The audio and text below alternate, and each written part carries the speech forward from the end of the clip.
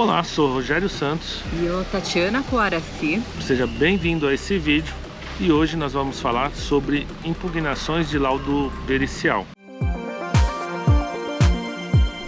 Provavelmente você que atua como perícia judicial, como perito, já teve um laudo impugnado. E é muito comum os peritos novos, que estão começando a carreira, ficam muito preocupados quando recebem principalmente a sua primeira impugnação. Mas eu vou te falar uma coisa, é uma situação totalmente normal. Aliás, eu acho até estranho quando você, como perito judicial, peticiona o seu laudo e não tem impugnação de uma das partes. Realmente, quando a gente começa a fazer perícia, que você está novo aí, chega a sua primeira impugnação, dá um certo temor. Principalmente porque alguns advogados acabam pegando mais pesado, acabam usando palavras ali pejorativas que parecem pessoais, assim, desqualificando, o trabalho do perito. Mas, gente, não se importe com isso. Isso aí é comum. Tem que ter sangue frio e uma mentalidade técnica para poder responder aquela impugnação. Sempre vai ter impugnação. Dificilmente você faz um laudo pericial e não vai ser impugnado pelas partes. Aliás, às vezes, mesmo quando o perito dá favorável para uma parte, para o reclamante, por exemplo, que ele foi lá e constatou que tem uma condição de insalubridade por ruído, vamos só exemplificar. E tem uma condição de periculosidade, mas o perito analisou e não caracterizou essa periculosidade porque não tem previsão ali na legislação. Esse reclamante, através do advogado dele, vai impugnar seu laudo também, porque ele vai falar assim, não, tem periculosidade sim. Então ele vai também levantar ali alguns pontos e falar do porquê que ele acha que tem a periculosidade. E aí como é que você responde a impugnação?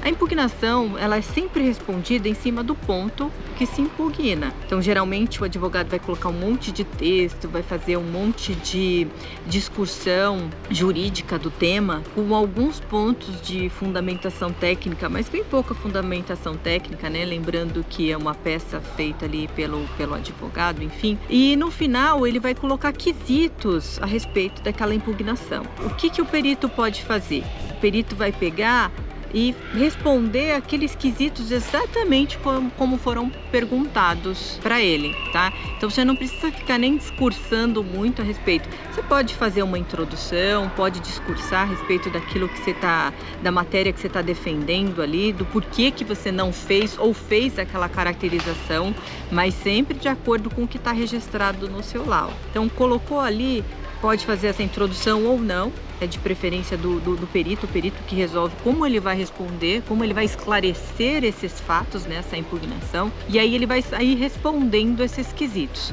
Os quesitos serão respondidos exatamente de acordo com o que foi respondido.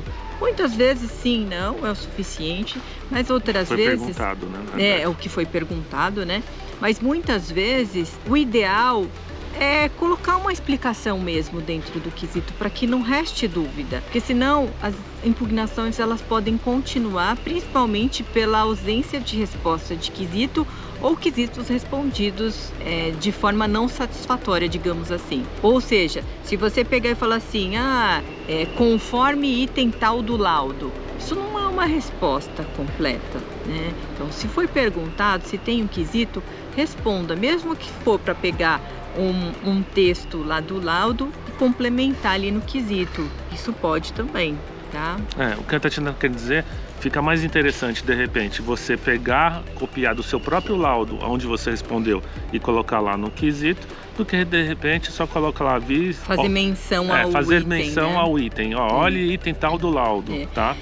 A gente particularmente, a gente não gosta dessa tratativa. Então, geralmente, todos os nossos quesitos, independente do número de quesitos que venham ali na impugnação ou que tenha no laudo, a gente vai responder. E assim, eu gosto da trabalho, mas assim, respondo todos de forma mais completa possível, discorrendo sobre o tema mesmo, respondendo. Se foi perguntado, tem que ser respondido, e isso faz parte do trabalho ali do perito. Dá um certo trabalhinho, mas tem que ser feito da forma correta. Agora é importante você não cair na pilha do advogado, né? Ou seja, isso é importante. De repente o advogado coloca lá, que nem nós começamos o vídeo falando sobre isso. Olha, que seu laudo é imprestável. Com certeza você, quando olhar pela primeira vez essa palavra, né, na impugnação, você vai ficar um pouquinho preocupado e assustado. Mas é comum, porque o papel do advogado é desqualificar o seu laudo para o juiz não aceitar esse resultado, entendeu? Então, às vezes, tem advogados que eles acabam apelando um pouquinho mais para poder tentar provar ao juiz que realmente não pode ser utilizado o seu laudo. E como nós falamos, pode acontecer situações que os dois vão impugnar. Exemplo que falamos agora há pouco, da insalubridade e não da periculosidade, e o reclamante estava querendo que tivesse os dois, a insalubridade e a periculosidade, mesmo nós sabendo que não entram os dois adicionais, né, pela legislação, ou é um ou é outro. Normalmente se utiliza o de valor maior dentro do processo, né, onde o juiz vai deferir. Normalmente acaba sendo um adicional só. Okay. Então, só complementando o que o Rogério falou, o importante de tudo isso é assim, independente de como seja essa tratativa do advogado para com você, se for pessoal, se for ofensivo, fica neutro, finge que não é com você, entendeu? Responda tecnicamente. Não vale a pena ficar se dispondo nem com as palavras com o advogado.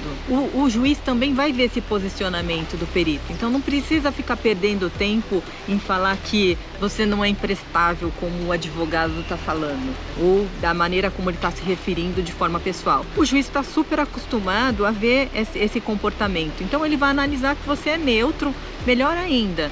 Porque senão fica uma briga de palavras e de ofensas pessoais que não levam a nada, uma vez que é um processo e tem que ser imparcial. Se o advogado da parte não sabe se comportar com as palavras, mostre que você sabe se comportar com as palavras, que não vai perder tempo com esse tipo de tratativa. Ou seja, você está atuando de forma técnica.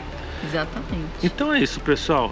O objetivo desse vídeo é dar força para você que está iniciando. Muitas vezes deve ficar com bastante receio quando chegar a primeira impugnação. Que é normal. Que é totalmente normal. Como falei, às vezes até é estranho quando em algum processo não tem algum tipo de impugnação, seja pela parte da reclamada, ou seja pela parte do reclamante. Quando tem muitas reclamadas, né, dentro do processo, são mais ainda. E você tem que agir sempre de forma técnica.